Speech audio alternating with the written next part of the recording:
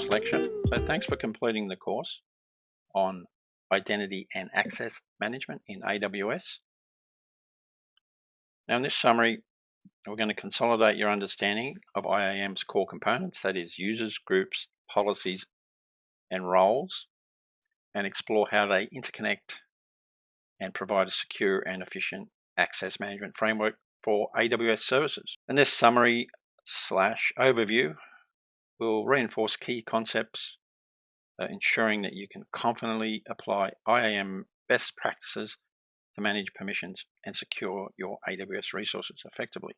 So let's start with the summary. So the first thing we talked about was IAM users, and some of the key points of IAM users was that they are individual entities, meaning IAM users represent individuals or applications, and that each assigned unique credentials like access keys or passwords for authentication.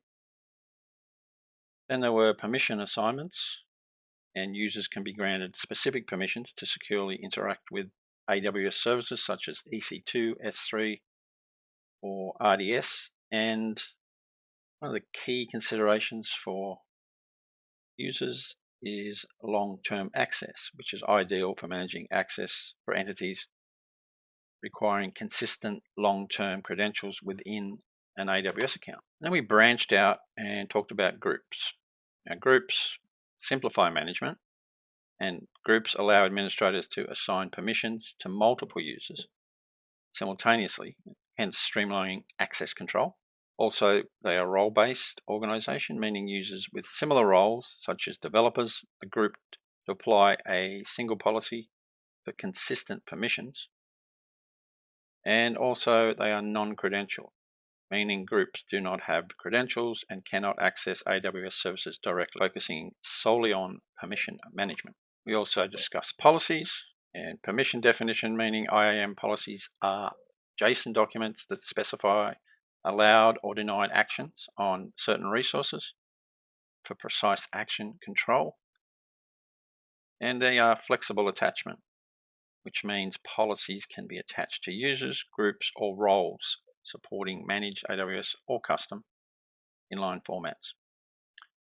And of course, we use the least privilege principle, which ensures entities only receive the necessary permissions, which enhances security across all your AWS services. Finally, we moved on to roles. Now, roles provide temporary access.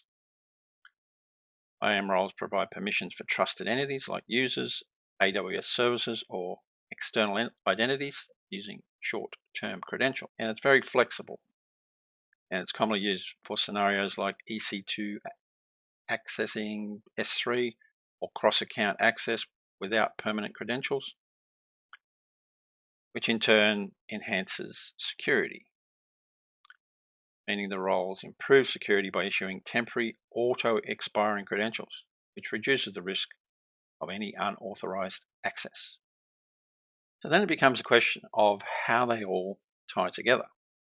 So I put together an animation here that hopefully is going to really consolidate your understanding of this. So users are individual entities and mainly used for long-term access. And so we put a user into the system and then we tie a policy to him, and that's about it. We could then continue to add policies, so on and so forth. But then as we add users, we sort of think, well, is there a better way to do this? And of course there is. And that's when groups came into the picture. And groups can have a number of policies, as so can users.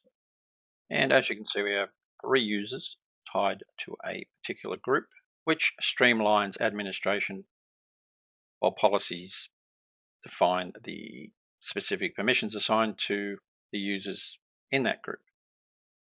Okay, so let's say that group is called devs and they have a certain amount of access. However, this user in the blue, who is called a cloud wizard, decides he wants to get access to RDS database.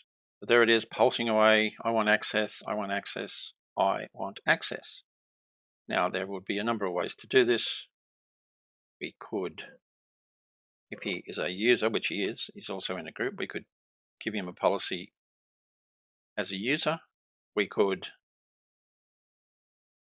add the RDS policy into this group. However, that would give all users access, and that would be a long-term access level. And this guy, a cloud wizard, he only wants RDS access for 1 day. So this is where roles come in to the picture. So we set up a role, as we did in one of our previous lectures.